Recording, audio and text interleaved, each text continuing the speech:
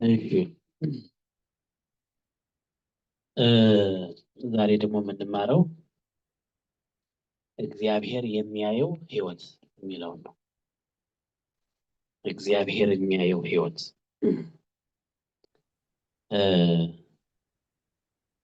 እንግዲህ እግዚአብሔር የሚያየውን ህይወት ራሱ እግዚአብሔር ሰጥቶናል ማለት ነው። እና ምንድነው እግዚአብሔር የሚያየው ህይወት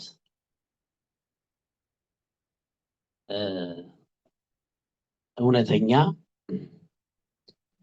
ለዘላለሙ የተጠራ ሁሉም የእግዚአብሔር ጸጋ የፈሰሰለት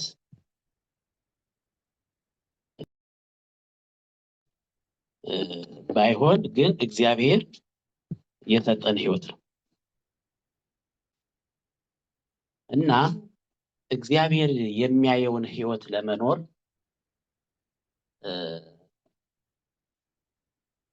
ምንድነው የሚጠቅመን? ሰው ከሚያየው ህይወት ይልቅ እግዚአብሔር የሚያየው ህይወት እውነተኛ ነው። እግዚአብሔር የሚያየው ህይወት ወይም ደግሞ እግዚአብሔር የሚያየውን ኑሮ መኖር፣ እግዚአብሔር የሚያከብረው ኑሮ፣ እግዚአብሔር የሚወደው፣ እግዚአብሔር የሚያየው፣ እግዚአብሔር የሚመለከተው፣ እግዚአብሔር ራሱ ተመልክቶ ብቻ ሳይሆን የሚያከብረው እጅግ የሚወደው ህይወት ማለት ነው። ስለዚህ ደቀ መዝሙርነት እግዚአብሔር የሚወደው እግዚአብሔር የሚያየው ህይወት ማለት ነው። እስኪ ይህንን ቃል በኢሳይያስ ላይ ጀምረን እናነበዋለን። ከኢሳይያስ ጀምረን እግዚአብሔር የሚያየውን ህይወት በኢሳይያስ ገልጠን እናነበው። ትንቢተ ኢሳይያስ ምዕራፍ 66 ላይ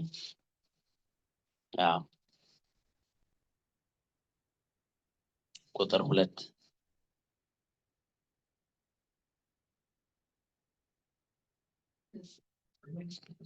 ገጽ 570 ላይ ነው። ነገር ግን ወደዚህ ወደ ትሁት መንፈሱም ወደ ተሰበረ በቃሌም ወደሚንቀጠቀጥ ሰው እመለከታለሁ ይላል ማለት።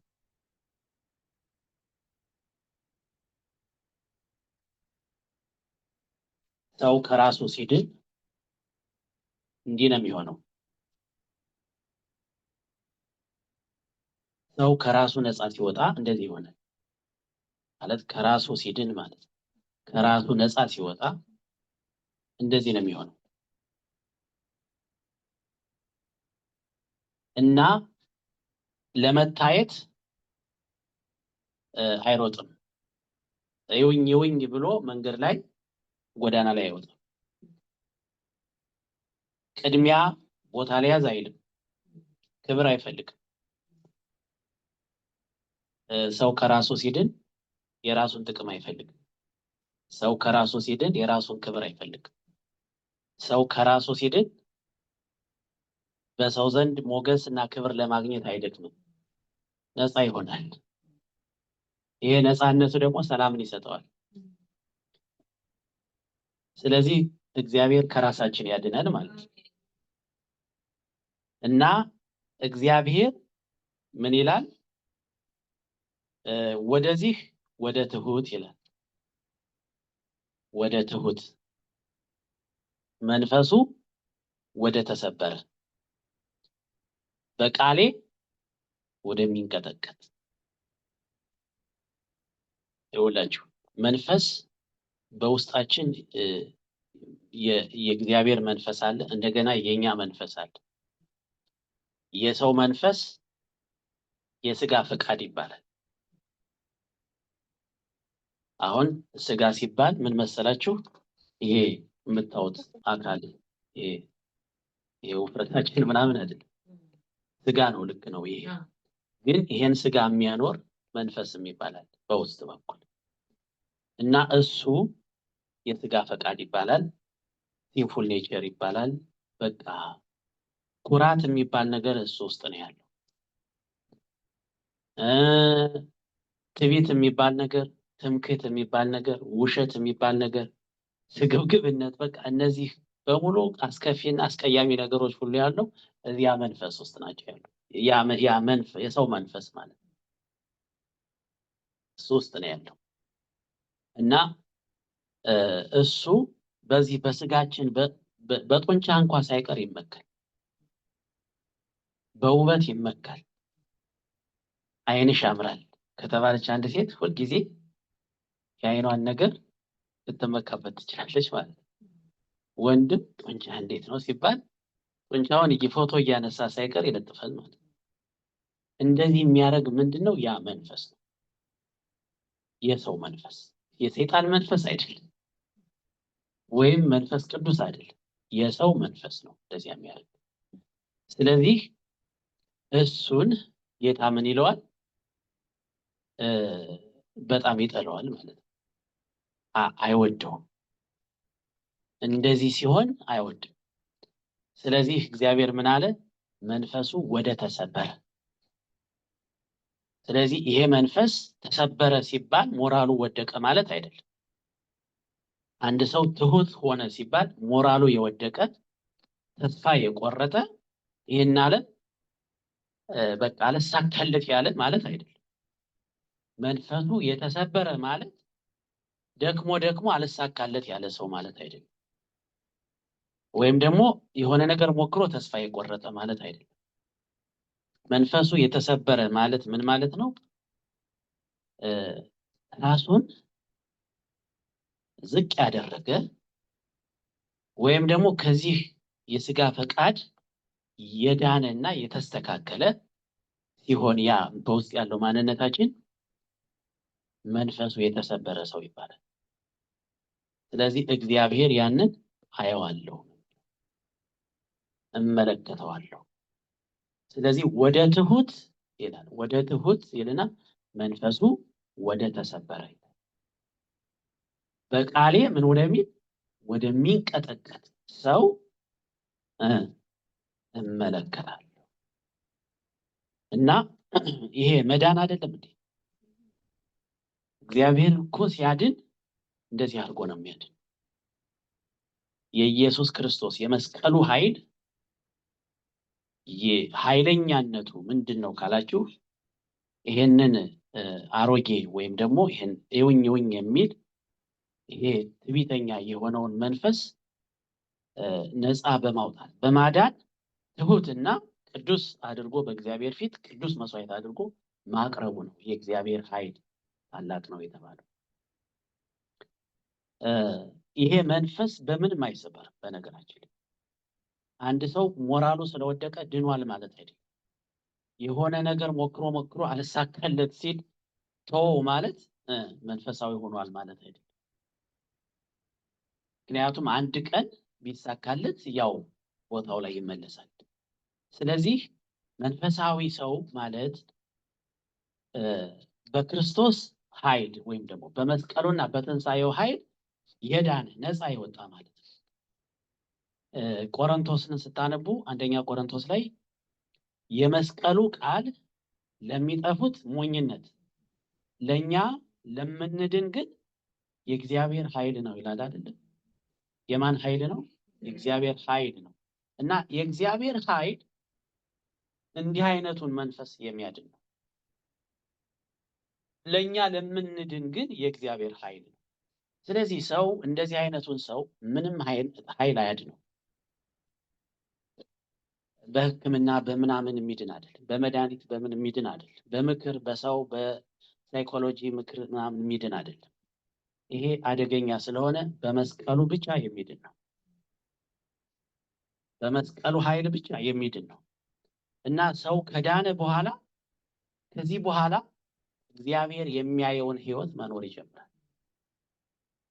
እግዚአብሔር የሚያየውን ህይወት መኖር ስንጀምር ከጭንቀት ነፃ እንወጣለን፣ ከመባከን እንድናለን። ጥረት ከማድረግና የጉልበት ኑሮ ከመኖር እንድናለን። በሰው ፊት ለመታየት ከመታገል እንድናለን። ክብር ከመፈለግ እንድናለን። ዝና፣ የሰው ፍቅር፣ የሰው ክብር ከመፈለግ እንድናለን። የራሳችንን ጥቅም ከመፈለግ እንድናለን። ከዚህ ሁሉ አርፈን በክርስቶስ ነፃ እንወጣለን ማለት ነው። ስለዚህ እግዚአብሔር የሚያየውን ህይወት እግዚአብሔር ይስጣችሁ። ሮሜን አውጡና ላንብላችሁ። ይሄ ህይወት እንዴት ይገኛል? እግዚአብሔር የሚያየው ህይወት፣ እግዚአብሔር ያየኛል የሚል ህይወት ሮሜ ምዕራፍ 2 ላይ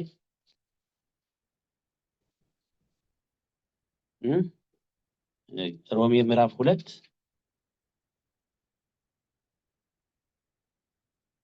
ከቁጥር 25 ጀምሮ ሕግን ብታደርግ መገረዝ ይጠቅማል፣ ሕግን ተላላፊ ብትሆን ግን መገረዝህ አለመገረዝ ሆኗል ይላል ቁጥር 25 ላይ። አሁን አይሁዳውያን የሚቆረጡት የሚገረዙት በውስጥ ያለውን የስጋን መንፈስ ሳይሆን በውጭ ያለውን አካላዊ ስጋ ነው የሚቆረጡት። ስለዚህ ለነሱ አይሁዳዊነት ወይም ደግሞ የእግዚአብሔር ሰው መሆን እስራኤላዊ መሆን ማለት አይሁድ መሆን ማለት በውጭ በኩል ያለውን መገረዝ፣ ግን በውስጥ በኩል ያለው ስላልተገረዘ ሕግን አይጠብቁም። ይሄ አደገኛ የሆነው የሰው ማንነት ማለት ነው። ትዕቢተኛ የሆነው የራሱን ጥቅም የሚፈልግ የሚመካ በፀጉር ሳይቀር የሚመካ ማለት ነው። በጥፍር የሚመካ ገጥሟቸው ያቅፍ ይሄ ነገር ህይወታቸው በጡንቻው የሚመካ በዚህ ዓለም ነገር ቤት በሰራው ቤት የሚመካ በለበሰው ልብስ የሚመካ በቃ ምስጋናን ደግሞ ልክ እንደ ውሃ የሚጠጣ ክብር የሚፈልግ ትንሽ ሲነኩት አገር የሚያፈርስ ትንሽ ንቀት የማይፈልግ ትንሽ ውርደት የማይፈልግ እጅግ አደገኛ የሆነ ነገር ነው በነገራችን ላይ። ስለዚህ እሱ አልተነካም። በአይሁድ ውስጥ ስላልተነካ ምን አለ? ኃጢአት አለ። ስላልተገረዘ ምን አለ? ነውር አለ። ስላልተነካ ምን አለ? ትምክህት አለ። እግዚአብሔር ግን ይህንን በውጭ በኩል ያለውን ሸለፈት በውስጥ በኩል ላለው ምሳሌ አድርጎ ነበረ ያሳያቸው። ያ በአብርሃም ሸለፈት ላይ ከአንተ ቤት በስምንተኛው ቀን ማንም ሰው ይገረዝ፣ ያልተገረዘ ተለይቶ ይጥፋ ብሎ ለእግዚአብሔር ለአብርሃም የኪዳኑ ምልክት አድርጎ ግዝረትን ሲሰጠው ምንድን ነበር ዋና ዓላማው? በኋላ በክርስቶስ ማለት ነው በክርስቶስ መስቀል የሚገረዝ የውስጥ ስጋ አለ። እኔ ዓላማዬ በውጭ በኩል ያለውን ስጋ ማስወገድ አይደለም። ይሄ ምልክት ነው፣ ምሳሌ ነው ለሚመጣው። እኔ ማስወገድ የምፈልገው ግን እኔን የማይፈራውን በእኔ ላይ የታበየውን እኔን የማይፈራውን በቃሌ የማይንቀጠቀጠውን እውነትን የማይሻውን የራሱን ክብር የሚፈልገውን ለሰይጣን ተመችቶ ዙፋን የሆነውን ያንን ቆርጬ በመስቀሉ ኃይል ማስወገድ ነው የሚል ነው ዋና መልእክቱ ለእግዚአብሔር ይሄ ነው። ስለዚህ ይሄንን ለማስወገድ እግዚአብሔር ከጥንት ጀምሮ በብዙ ምሳሌ እያሳየ መጣ ማለት ነው። ስለዚህ አይሁዶች ምንም ቢገረዙም ውስጣቸው ግን ሸለፈት እንዳለው ነው ማለት ነው። ተመልከቱ፣ መገረዝ አለመገረዝ ሆኗል። እንግዲህ ያልተገረዘ ሰው የሕግ ስርዓት ቢጠብቅ አለመገረዙ እንደመገረዝ ሆኖ አይቆጠርለትምን ይላል። አሁን አንድ ሰው የሕግን ስርዓት ቢጠብቅ ግን በውጭ በኩል ሸለፈቱ እንዳለ ያልተገረዘ ቢሆን በእውነት በእግዚአብሔር ፊት እውነተኛ እና ተቀባይነት ያለው ማን ነው? በስጋ ያልተገረዘ ሰው እንደ መገረዝ ይሆንለታል። ለምን? የሕግን ስርዓት ቢጠብቅ። ያ ግን ያልተገረዘው የሕግን ስርዓት አይጠብቅም። ኃጢአተኛ ነው፣ በጣም አደገኛ ነው። ክፋት ከዚያ ነው የሚመነጨው። ነውር ከሱ ነው የሚመነጨው። ሁሉ ነገር የዚህ ዓለም ብልሽት የሚመጣው ከሱ ነው። ስለዚህ እሱን ነው ጠርቆ ማስወገድ የሚፈልገው። ስለዚህ ኢየሱስ አድኖናል ስንል ምን ማለታችን ነው? የመስቀሉና የትንሣኤው ኃይል ይህንን ማንነታችንን ለውጧል ማለት ነው። አይደለም? እሱ ካለ አሁንም ገና ችግር ላይ ስለሆን በደንብ የእግዚአብሔርን ቃል እየሰማንና እያመንን መዳን አለብን። ምክንያቱም ችግር አለ እሱ ላይ እሱ ካለብን። ስለዚህ ተመልከቱ እንደ መገረዝ ሆኖ አይቆጠርለትም እና ከፍጥረቱ ያልተገረዘ ሕግን የሚፈጽም ሰው ይላል። አያችሁ? ከፍጥረቱ ያልተገረዘ ሕግን የሚፈጽም ሰው የሕግ መጽሐፍና መገረዝ ሳለህ ሕግን በምትተላለፈው በአንተ ይፈርድብሃል። ይፈርድብሃል ማለት ቁጭ ብሎ አንተን እያየ ጀጅ ያደርግሃል ማለት አይደለም።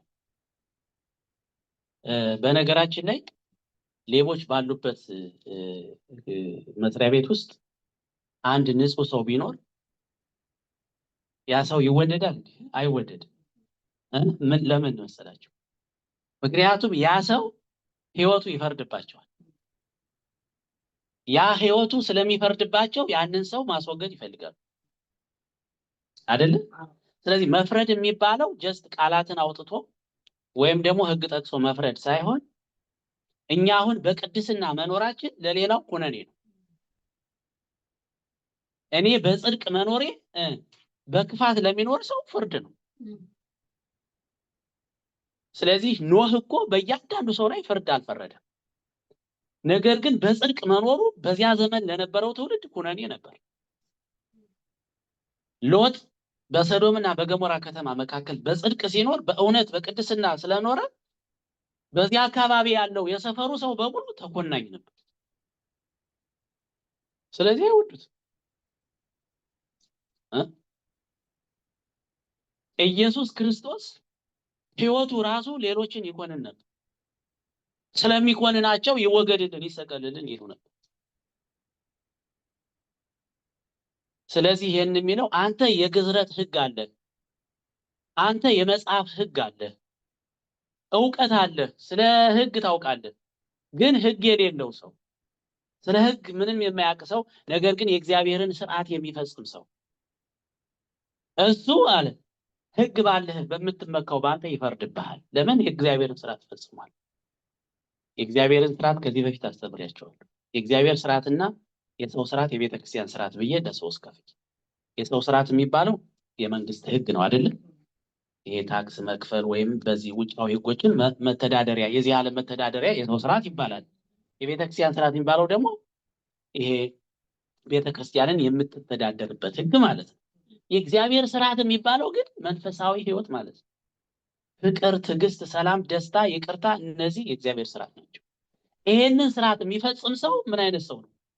አንተ ህግ አለኝ እያልክ በምትመካው ላይ ይፈርድብሃል። ለምን? እግዚአብሔር የሚያየው ህይወት ያለው ያ ሰው ነው። ስለዚህ ሰው ከሚያየው ህይወት እግዚአብሔር ያድናችሁ ማለት ነው። ብዙ ሰው ለሰው ሲል ነው ሳይድን የቀረው። ሰው ምን ይለኛል እያለ ነው ክርስቶስን መከተል ያቀረው። ኢየሱስን ለመከተል ጭንቅ የሆነባቸው ሰዎች ምን ይሉኛል ብለው ነው እገሌ ጓደኛዬ ምን ይለኛል ብለው ነው፣ ወንድሜ ምን ይለኛል ብለው ነው። ሰው ምን ይለኛል የሚል ህይወት፣ ሰዎች ያዩኛል፣ ሰዎች እንዲህ ይሉኛል፣ እንደዚህ ያደርጉኛል በሚል የይሉኝታ ገመድ ሰው ታስሮ ሰዎች የሚያዩትን ህይወት እየኖረ በእግዚአብሔር ፊት ሳይታይ ይቀራል ማለት ነው። ስለዚህ እግዚአብሔር የሚያየውን ህይወት ለመኖር እግዚአብሔር ይመስገን። አሜን። እግዚአብሔር የሚያየው ህይወት አይሻልም?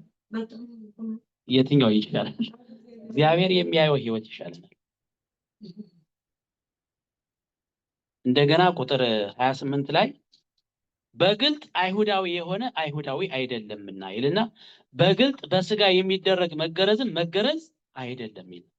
ዳሩ ግን በስውር አይሁዳዊ የሆነ አይሁዳዊ ነው። በስውር አይሁዳዊ የሆነ በስውር ማለት ምን ማለት ነው?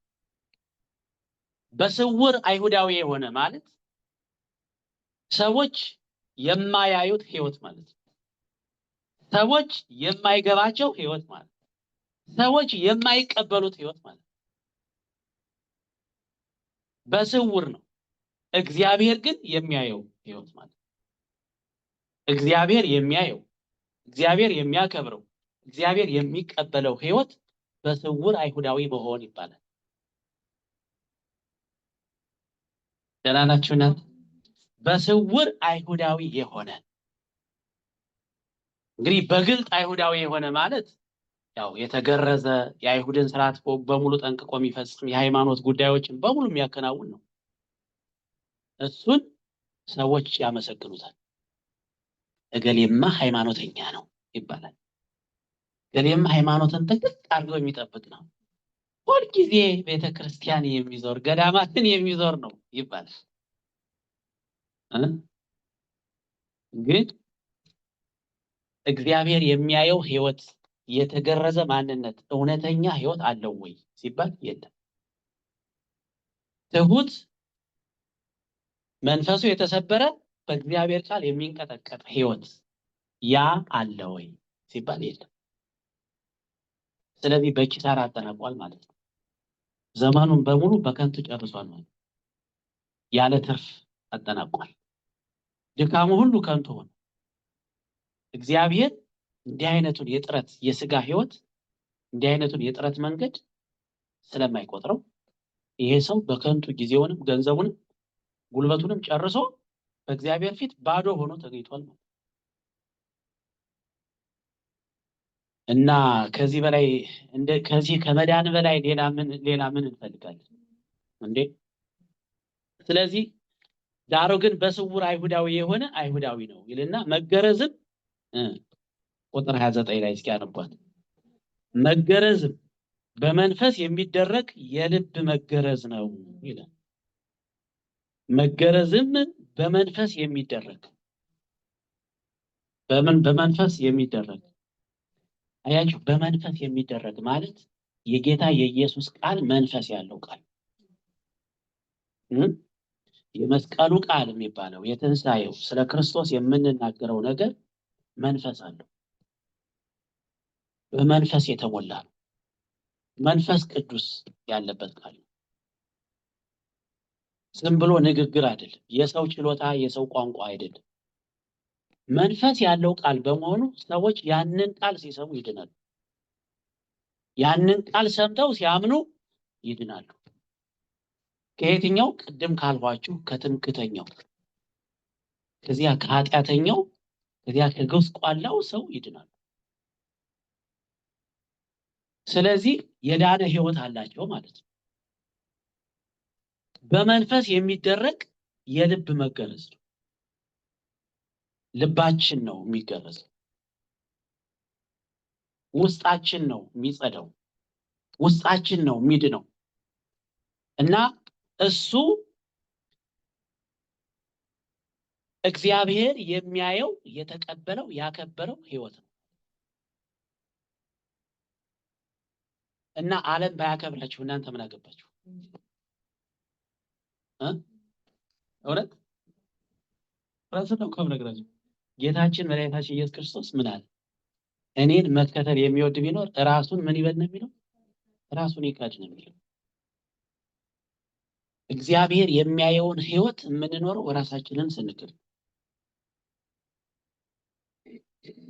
ግን ሰዎች እንዲያዩን የምንታገል ከሆነ በነገራችን ላይ ሰው እንዲያይ፣ ሰው እንዲያመሰግን፣ ሰው እንዲያከብረን፣ ሰው ዝነኛ እንዲያደርገን የሚፈልግ መንፈስ በውስጣችን ካለ እሱ እግዚአብሔር የሚጠላው ነው። እግዚአብሔር የሚጠላው ነው፣ አይወደውም። ስለዚህ ጌታ ከዚህ ያድነን ማለት ነው። አይወደውም። የእርሱ ምስጋና ይላል ቁጥር 29 ላይ የእርሱ ምስጋና ከእግዚአብሔር ነው እንጂ ከሰው አይደለም። የማን ምስጋና? የማን ምስጋና? የማን ነው? የማን ምስጋና? ቆይ የእርሱ ምስጋና ከእግዚአብሔር ነው እንጂ ከሰው አይደለም። የማን ምስጋና? በስውር የሚታየው አይሁዳዊ ማለት ነው። እግዚአብሔር የሚያየው ህይወት ከእግዚአብሔር ዘንድ ምን አለው? ክብር አለው ማለት ነው። የእርሱ ምስጋና ከእግዚአብሔር ነው። የእርሱ ምስጋና ማለት የእርሱ ክብር የእርሱ ታላቅነት፣ የእርሱ ከፍታ፣ የእርሱ ከፍ ከፍ የሚባለው በእግዚአብሔር ዘንድ ነው። እግዚአብሔር ነው አንተን የሚገልጽህ ማለት ነው። ስለዚህ እግዚአብሔር ያከበረው ህይወት፣ እግዚአብሔር ያከበረው ህይወት፣ እግዚአብሔር ያመሰገነው ህይወት፣ እግዚአብሔር የወደደው ህይወት ለምድር ሁሉ በረከት ይሆናል። እኛ ግን አክብሩን፣ አመስግኑን፣ ውደዱን፣ እዩልን ብለን ስንወጣ ግን ለጊዜው ሰዎች ያጨበጭቡልናል። ጥቅም ከፈለገ ጥቅም ይገኛል። ከዚያ በኋላ የኛ ጉዳይ አለቀ። ለማንም የማንጠቅም ሰዎች ሆነን እንቀመጣለን። ለራሳችን እንጠቀማለን። ለእግዚአብሔር ክብር ግን መሆን አንችልም። ለሰውም ጥቅም መሆን አንችልም። ለራሳችን ግን እንጠቀማለን። ዝነኛ ሰው ዝና ቢፈልግ ማለት ነው በቀላሉ የሚገኝ ነገር ነው። በነገራችን እውነቴን ነው። ዝና የሚፈልግ ሰው በቀላሉ ባለየ መሆን አልኬበት ስድ የሆነ ነገር የተናገረ ሰው ታዋቂ ይሆናል። በአሁኑ ሰዓት የማይወራ ነውር የሆነ ነገር የሚያወራ ሰው ታዋቂ ይሆናል። እንዲያውም እውነት ከሚናገሩ ሰዎች ይልቅ አሁን ዩቲዩብ ላይ ወይም ሶሻል ሚዲያ ላይ እውነቱን ከሚናገሩ ሰዎች ይልቅ ነውር የሚናገሩ ሰዎች ብዙ ተከታይ ያላቸው አይደለም። ሰው የሚሰማ እነሱ ነው እና ሰው እንደነሱ ለመሆን ሌላ ነገር ውስጥ ገብቶ ታገኙታላችሁ እንደነሱ ለመሆን። ስለዚህ ይሄ ሰው ይጠቀማል፣ ግን በእግዚአብሔር ዘንድ አጸያፊ ነው። እግዚአብሔር በጣም ሪጀክት ያደረገው ህይወት ነው፣ ያልተቀበለው ህይወት ነው። ነገር ግን ይሄ በስውር አይሁዳዊ የሆነ በስውር እግዚአብሔር የሚያየውን ህይወት የሚኖር ሰው ግን እግዚአብሔር ዘንድ ምስጋና አለው ራሱ እና እግዚአብሔር ራሱ ከፍ ከፍ ያደርገዋል። እግዚአብሔር ራሱ ያከብረዋል ይህን ህይወት። እና አሁን እኛ መጽሐፍ ቅዱስን ስናነብ የምንጠቅሳቸው አባቶች እየሰማችሁ ነው አይደል? እነዚህ የመጽሐፍ ቅዱስ ሰዎች ራሱ እግዚአብሔር ህይወታቸውን ያከበረላቸው ሰዎች ናቸው። እግዚአብሔር በስውር የባረካቸው ሰዎች ናቸው። ለሰው ሁሉ ለምድር ሁሉ በረከት የሆኑ ማለት ነው። ለምድር ሁሉ ጠቃሚ የሆኑ ሰዎች እግዚአብሔር ያከበራቸው ሰዎች ናቸው። ለምሳሌ ሳኦል የራሱን ክብር ይፈልግ ነበር፣ ዳዊት ደግሞ የእግዚአብሔርን ክብር ይፈልግ ነበር አይደል? አንደኛ ሳሙኤልን ስናነብ ሳኦል የማንን ክብር ይፈልጋል? የራሱን ክብር ይፈልጋል። እግዚአብሔርን የሚፈልገው ለምንድን ነው ሳኦል ብላችሁ ስታጠኑት እግዚአብሔርን ሁልጊዜ የሚፈልገው ሳኦል ለምንድን ነው? ለራሱ መንግስትና ንጉስነት መጽናት፣ ለክብሩና ለስልጣኑ ደህንነት ነው የሚፈልገው እግዚአብሔር። አያችሁ፣ መስዋዕት ሲሰዋ እግዚአብሔር መንግስቴን ያጸናልኛል ብሎ በአንድ ወቅት እንዲያውም ሳሙኤልን በእስራኤል ሽማግሌዎች ፊት አክብረኝ ብሎ ለምኖታል። አክብረኝ ነው ያለው። በእስራኤል ሽማግሌዎች አንተ ከናከኝ፣ አንተ ከተውኸኝ፣ አንተ ከተውኸኝ የእስራኤል ሽማግሌዎች አያከብሩኝም። ለምን? ጭብጨባ ለምዶ ነው። አንዴ ጦርነት ሂዶ አሸንፎ መጣ። በጌልጌላ ሰዎች ተሰብስበው አከበሩት። ከዚያን ቀን ጀምሮ ያችን ቀመሰና በቃ ክብር ፈላጊ ሆነ። ከዚያ በኋላ በቃ የራሱን ክብር ብቻ የሚያስጠብቅ ሆነ፣ እግዚአብሔርን ግን የማይታዘዝ ሆነ። አያችሁ። ከዚያ እባክህ በእስራኤል ሽማግሌዎች ፊት አክብረኝ ብሎ የራሱን ክብር ሲፈልግ ነበር። የራሱን ክብር ሲፈልግ እግዚአብሔር ንቆሃል አለው አይደል? የእግዚአብሔርን ቃል ንቀሃልና እግዚአብሔር ለዘላለም ንጉስ እንዳትሆን ንቆሃል አለው። ስለዚህ እግዚአብሔር የናቀው ሰው ራሱን ለማክበር ብዙ ጥረት ያደርጋል፣ ግን ምንም የለም። መጨረሻ ላይ ክብር ፍለጋ ክብሩ እንዲጠበቅ ስልጣኑ እንዲጠበቅ ጠንቋይ ጋር ሄደ። ለዚያውም አጥፍቷቸው የነበራቸውን ጠንቋዮች እነሱን ጥየቃ ነው ሄደው ወረደ። በቃ የመጨረሻ ውርደት ውስጥ ገባ ማለት። ዳዊት ግን የራሱን ክብር አይፈልግም። የሚፈልገው የእግዚአብሔርን ክብር ነው። ስለዚህ ዳዊት በስውር የሚኖር የእግዚአብሔር አክባሪ ወይም ደግሞ እግዚአብሔር የሚያየው ህይወት ያለው ሰው ነው። ሳኦል ደግሞ የእስራኤል ሽማግሌዎች እንዲያዩት የሚፈልግ ሰው ነው። ግን የዳዊት ህይወት የእግዚአብሔር መንግስት ምሳሌ ሲሆን የሳኦል ህይወት ደግሞ የውድቀት ያሮጌው ሰው የዚያ ሲንፉል ኔቸር የሚባለው ሰው ምሳሌ ሆኖ እስካሁን ይነገራል ማለት ነው። ስለዚህ እግዚአብሔር የሚያውቀውን ህይወት ለመኖር እግዚአብሔር ያውቃል። አሜን። አንድ ጥቅስ ልስጣችሁ። የዮሐንስ ወንጌል ምዕራፍ 8 ላይ እስኪ ሄዱ።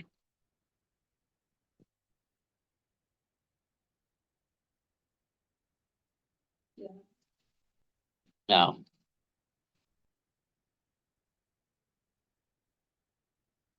የዮሐንስ ወንጌል ምዕራፍ 8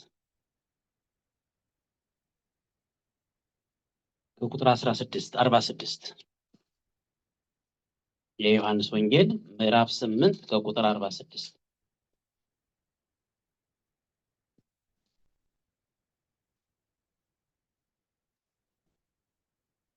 እንደዚህ ይላል። ገጽ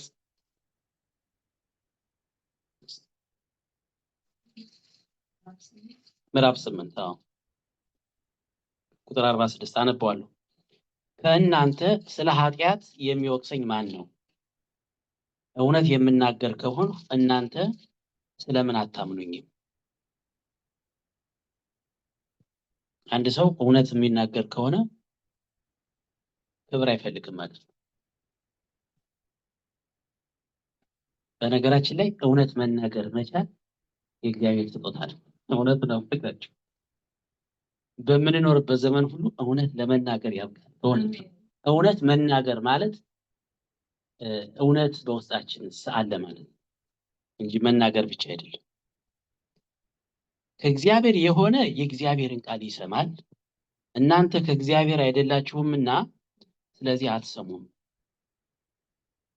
አይሁድ መልሰው ሳምራዊ እንደሆንህ ጋኔን እንዳለብህ በማለታችን እኛ መልካም እንል የለምን አሉት። ኢየሱስም መለሰ እንዲህ ሲል እኔስ ጋኔን የለብኝም፣ ነገር ግን አባቴን አከብራለሁ፣ እናንተም ታዋርዱኛላችሁ። እናንተ ምን ትሉኛላችሁ? እናንተ ታዋርዱኛላችሁ፣ እኔ ግን አባቴን አከብራለሁ። መንፈሳዊ ህይወት እግዚአብሔር የሚያየው ህይወት ሰው የሚያዋርደው እግዚአብሔር ግን የሚያከብረው ነው። ሰዎች አይገነዘቧችሁ። እውነተኛው ህይወት እውነተኛው መንፈሳዊ ህይወት ሰዎች የማይገነዘቡት ህይወት። እግዚአብሔር ያበራለት ሰው ብቻ ነው እናንተን የሚረዳችሁ። እግዚአብሔር የረዳው ሰው ብቻ ነው የሚረዳችሁ።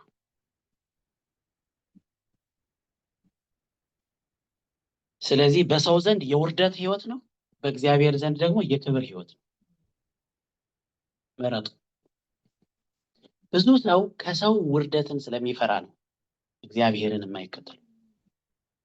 ስለ እውነት መመስከር ክርስቶስን መከተል የማይቻለው በሰው ዘንድ ያለችዋን ውርደት ስለሚፈራ ነው።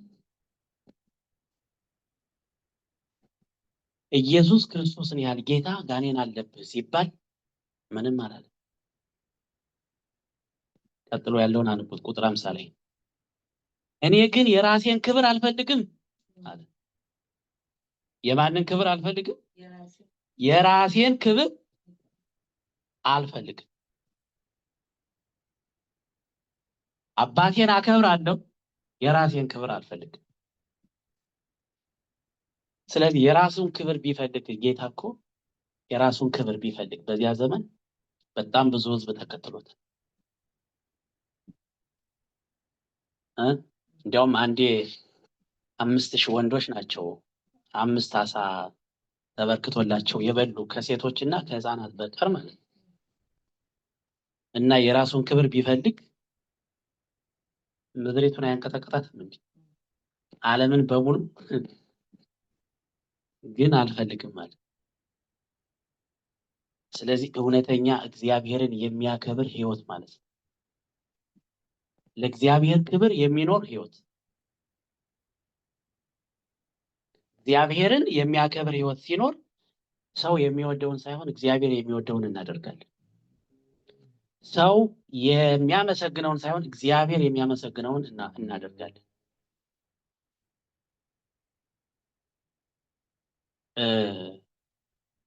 ያ ማለት ሰው እናዋርዳለን ማለት አይደለም።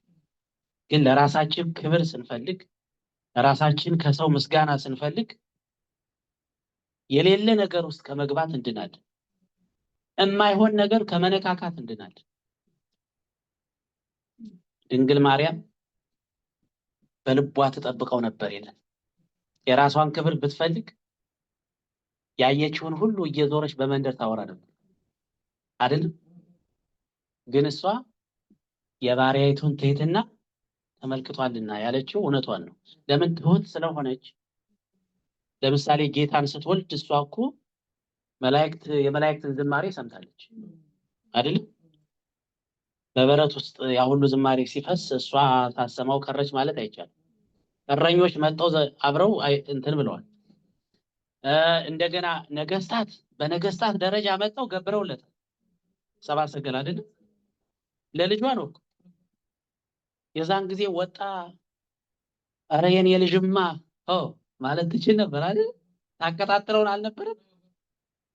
ግን ይሄን ሁሉ የራሷን ክብር ስለማትፈልግ በልቧ ተጠብቀው ነበር። ዝም ነው ያለችው። እኛ እንደዚህ አይደለም። እውነት ለምን በትምህርት ቤት ግሬዱ ትንሽ ከፍ ካለ እንኳን አውጥተን ሶሻል ሚዲያ ላይ ልንለጥፈው እንችላለን፣ ወይም ደግሞ በጥሩምባ ልንናገር እንችላለን ማለት ነው። ማርያም ግን በልቧ ተጠብቀው ነበር። የራሷን ክብር ብትፈልግ ብዙ ታውራ ነበር እና ዝም ነው ያለችው። ስለዚህ እኔ ግን የራሴን ክብር አልፈልግም በማለቱ ጌታችን ኢየሱስ ክርስቶስ እውነት በመናገር እውነትን በመፈጸምና እውነትን በመኖር ተሰቀለ። ከሞተ በኋላ ሞቶ ከተነሳ በኋላ ግን ዓለም በሙሉ ተከተለው። ህይወቱን አይቶ ነው የተከተለው ዓለም። ትምህርቱም ህይወቱም በሙሉ የሚነቀፍ ነገር የለውም። ስለዚህ ለእግዚአብሔር ክብር መኖር በረከት ነው ያልኳችሁ ለዚህ ይሻለናል።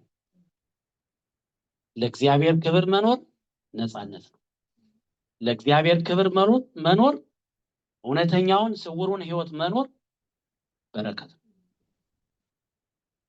ሰው የማይገነዘበው እግዚአብሔር የሚያየው፣ እግዚአብሔር የሚጠብቀው፣ እግዚአብሔር የሚንከባከበው፣ እግዚአብሔር ሁልጊዜ ውሃ የሚያፈስለት ህይወት፣ እግዚአብሔር ሁልጊዜ የሚባርከው እጁን የሚዳስሰው ህይወት፣ የእግዚአብሔር አይኖች ያረፉበት ህይወት።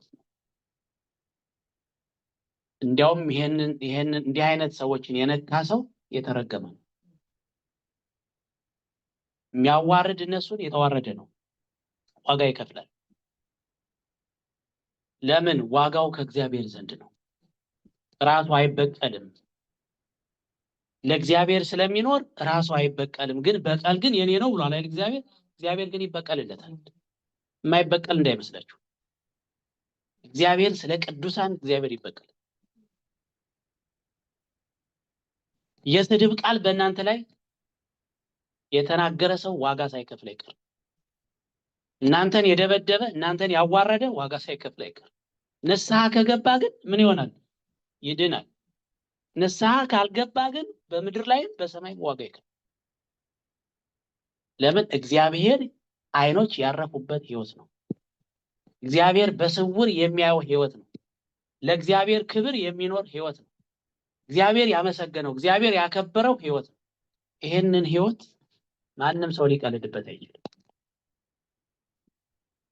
ስለዚህ የእግዚአብሔር ክብር ይቅደም፣ የእግዚአብሔር ክብር ከፍ ይበል፣ እኛ ዝቅ እንበል። እግዚአብሔር ይታይ፣ እኛ እንሰወር። በስውር የሚያይ ይላል። አሁን ማቴዎስ 6 ላይ ሄዱ። ማቴዎስ 6 የማቴዎስ ወንጌል ምዕራፍ 6 ገጽ 5 ላይ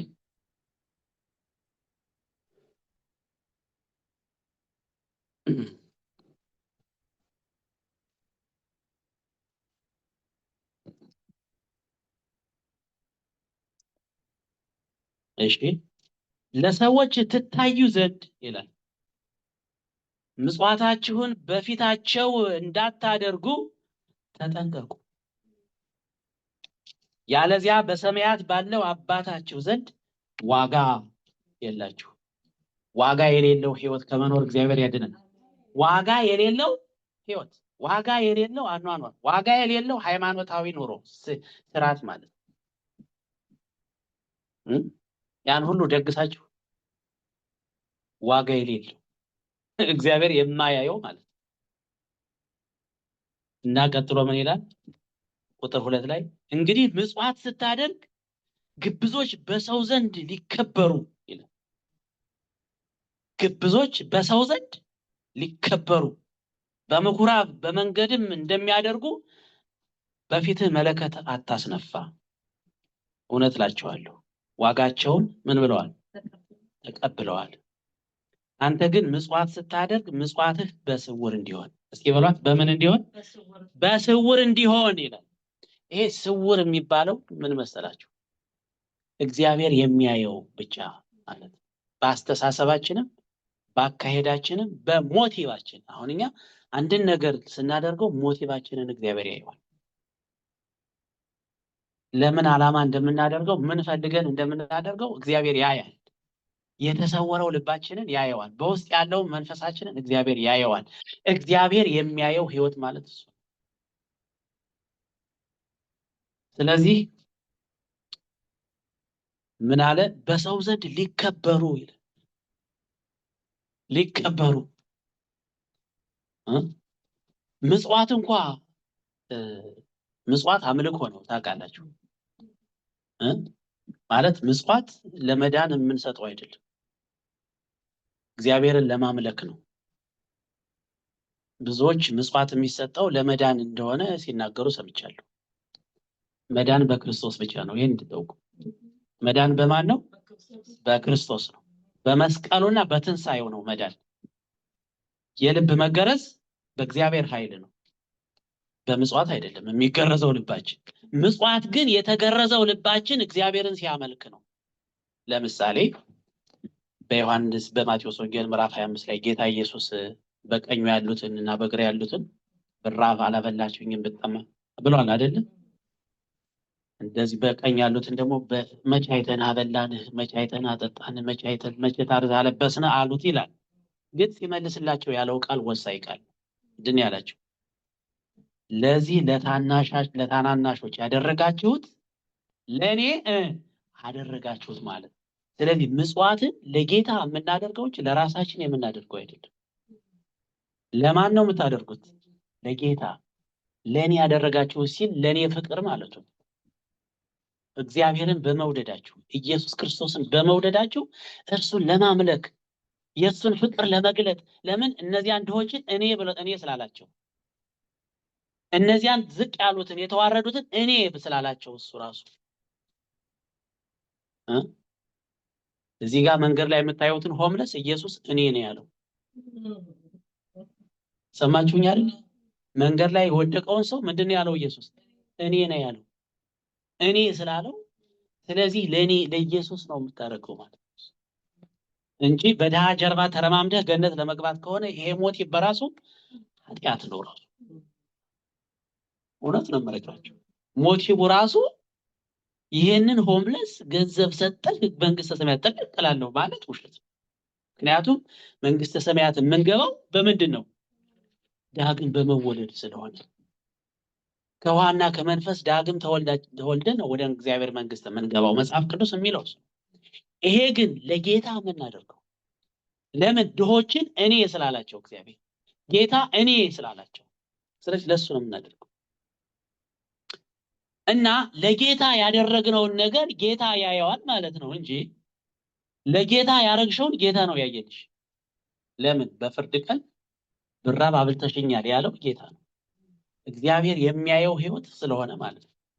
እግዚአብሔር ያየው ልብ፣ እግዚአብሔር የተመለከተው ስለሆነ ኢየሱስ ለኔ ያደረግሽው ብሎ ስለተቀበለው። ግን በምኩራብ በሰዎች ዘንድ ለመከበር ያረግሽው ከሆነ ግን ዋጋሽን ተቀብለሻል ማለት ነው። ዋጋህን ተቀብለሻል። ይሄው ቃሉ እንደዚያ ነው የሚለው። ዋጋችሁን ምን ብላችኋል? ተቀብላችኋል። ምን ዋጋው ምንድነው? ሰዎች አክብረውሃል ማለት ነው። ሰዎች አመስግነውሃል፣ አሞግሰውሃል። ስለዚህ ከነሱ ዋጋ ስለተቀበልክ በእግዚአብሔር ዘንድ ያለ ዋጋ ከንቱ ሆኗል ማለት ነው። ስለዚህ ለክብርህ የምታደርገው መሆን የለበትም። ለዝናህና ለተወዳጅነት ለምስጋና ከሰው ዘንድ ምስጋና ለማግኘት የምታደርገው ከሆነ ይሄ እግዚአብሔር የሚያየው ሳይሆን ሰው የሚያየው። እግዚአብሔር ከዚህ ያድነን። በቴሌቪዥን ሳይቀር በዜና መልክ ሲነገር አይታችሁ ሰዎች የሚያደርጉትን ያው ስም አልጠቅስም እዚህ ትንሽ ድሆችን በቴሌቪዥን ለቆሰው ይኸው ድሆችን ሲያበላ ፍቅር ይማል ለድሆች የሚባሉ ሰዎች አሉ። አሁን እነዚህ የራሳቸውን ክብር የሚፈልጉ ሰዎች ናቸው። አክብሩኝ ነው፣ ሌላ ነገር ሌላ ዓላማ የለውም። አክብሩኝ፣ ምን ያህል ለድሃ የምራራ እንደሆን ይውልኝ ነው። ምን ያህል ለድሃ እንደምሰጥ፣ ድሆችን እንደምመግብ፣ ለድሆች ትልቅ አስተዋጽኦ እንዳለኝ ንሱ ይውልኝ፣ እስኪ ንሱ እስኪ አክብሩኝ የሚል ክብር ፍለጋ ነው። እውነተኛ ልብ እግዚአብሔር የሚያየው ትክክለኛ ነገር ከሆነማ ብዙ ነገር አለ በስውር የሚደረግ ማለት ነው። ስለዚህ ቁጥር 4 ላይ አንተ ግን ምጽዋት ስታደርግ ምጽዋትህ በስውር እንዲሆን ቀኝህ የምትሰራውን ግራህ አትወቅ ይላል። ቀጥሎ በስውር የሚያይ አባትህ በግልጥ ይከፍልሃል። በምን የሚያይ አባትህ? በስውር የሚያይ አባትህ። አባቴ ያያል፣ እግዚአብሔር ያያል። በምን ያያል? በስውር። ሰው ነው ያላየው? አዎ፣ እንኳን አላየው ሰው ለምን ያሰናክለን? ምስጋናና ክብር በመደራረግ ያንን ድጋሜ በመፈለግ ሁልጊዜ ወደዚያ በመሮጥ ያሰናክለናል። እንኳን ሰው አላየው ማለት ያለባቸው። በስውር የሚያይ አባትህ በምን ይከፍልሃል? በግልጥ ይከፍልሃል። እግዚአብሔር ሲከፍል እንዴት ነው? እግዚአብሔር ሲከፍል ምን ያደርጋል መሰላችሁ? በግልጥ። ለምሳሌ በግልጥ ሲከፍል እግዚአብሔር አናውቀውም። ለምሳሌ በልጆቻችን እግዚአብሔር በረከትን ሊያመጣ ይችላል። ልጆቻችንን እግዚአብሔር ይባርካቸው፣ ባርኮ መንፈሳቸው ተባርኮ ከክፉ ሁሉ ድነው እግዚአብሔር ከሐዘንና ከመከራ ሊጠብቀን ይችላል። በብዙ ነገር እግዚአብሔር ይባርከናል። ከፍሎን እናየዋለን። ስለዚህ ሰው ከሚከፍለን እግዚአብሔር ይክፈል። የሰው ክፍያ ከንቱ ሆኖ ይቀራል። ለምን መሰላችሁ? ሰው ዛሬ አመስግኖ ትንሽ ስትሳሳቱ ነገ ስቀለው ነው የሚል ያዋርዳል። መልሶ ምንም አይጠቅም። ስለዚህ ልባችንን የገረዘልን መንፈስ ቅዱስ ያዳነን በመስቀሉ ኃይል እግዚአብሔር የሚያየውን ህይወት እንድንኖር፣ እግዚአብሔር የሚመለከተውን እንድንኖር፣ እግዚአብሔር የሚያከብረውን እግዚአብሔር የሚወደውን እንድንኖር እና ይሄ ደግሞ ለሁሉ ነገር ጠቃሚ ስለሆነ ስለዚህ በስውር የሚያባት በግልጥ ይከፍላል። አረ ይሄስ የእግዚአብሔር ሰው ነበረ የምትባልበት ጊዜ ይመጣል። ይሄስ እግዚአብሔር ከሱ ጋር ነው የምትባልበት ጊዜ ይመጣል። ይኸው ዮሴፍን እግዚአብሔር በስውር ነበር እግዚአብሔር በሚያመልክ በግልጥ ከፍሎታል። ከእስር ቤት አወጣው። ከእስር ቤት አውጥቶ በግብፅ ላይ ጠቅላይ ሚኒስቴር አድርጎ ሾመው፣ አከበረው። ከረሃብ ወንድሞቹንና ቤተሰቦችን አዳነ። በዓለም ላይ የነበረውን ረሃብ ታደገ። ይኸው እግዚአብሔርን ስላመለከ ነው። እሱ የሚያደርገው ግን እግዚአብሔር ያየኛል እያለ ነው። ለምሳሌ ያቺ የጲጥፋራ ሚስት እና አብረን እንተኛ ስትለው ማን ያየዋል? ሰውየው ወጥቷል አይደል እንዴ? የለም። ስለዚህ ማንም ያየው፣ ግን ማን ያየኛል አለ? እግዚአብሔር ያየኛል የሚል ህይወት ስላለው በስውር የሚኖር እግዚአብሔር የሚያየውን ህይወት ስለሚኖር ነው አለ። አይሆንም ነው ያለው። ማን ያየኛል? እግዚአብሔር ያየኛል። በእግዚአብሔር ፊት እንዴት ይሄን አደርጋለሁ? ስለ እግዚአብሔር የሚያየውን ህይወት ስለኖረ እግዚአብሔር በግልጥ ከፈለው። ሰዎች ስላላዩለት ግን እስር ቤት ከተቱት። የዮሴፍን ህይወት ያቺ እንደዚህ አረገኝ ደፈረኝ ምናምን ብላ ስትከሰው ያየለት የለም። ተዋረደ፣ እስር ቤት ተሰደደ፣ መከራ ተቀበለ። እግዚአብሔር ግን በግልጥ ከፈለ። ስለዚህ ይከፍላችኋል። እግዚአብሔር በስውር የሚያይ አባትህ በግልጥ ይከፍላል። እና ጌታችን መድኃኒታችን ኢየሱስ ክርስቶስ ክብር ምስጋና ይግባውና እስከ መስቀል ሞት ድረስ እንደዚያ ሲዋረድ ሲዘባበቱበት ሲተፉበት ያንተ እግዚአብሔር ልጅ ከሆንክ ራስህን አውርድ እያሉ ሲስቁበት ነበር እንጂ ማንም አላየለትም። ግን እሱ